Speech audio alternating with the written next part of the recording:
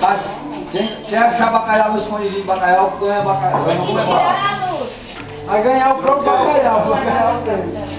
Tem que começar pelo mais novo, né? Tinha que começar pela oração, fazer a oração. Pera aí, suspende. Suspende. Não, senhora, você deve fazer a pessoa que se serve. Pera aí, quem é? A senhora, né? Que começa a trazer umas palavras depois do Pai Nosso, viu? Ei, o som. Não, mas se fosse o foco do... Vou, mas essa música aí ia ficar viva em todo mundo. Vamos oferecer a Deus, né? Essa comida, que nunca falte.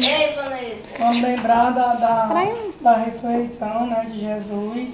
Lembrar este momento que é hoje, que muitas pessoas só lembram de, é feriadão, vamos beber tanto, vamos fazer isso, vamos fazer aquilo, outro. E não se lembra do momento, que é a Semana Santa, né? Senhor, dai pão a quem tem fome e fome de justiça a quem tem pão. Ao Senhor oferecemos, aleluia, o alimento que teremos. Pai nosso, que estás no céu, santificado seja o vosso nome. Venha a nós o vosso reino.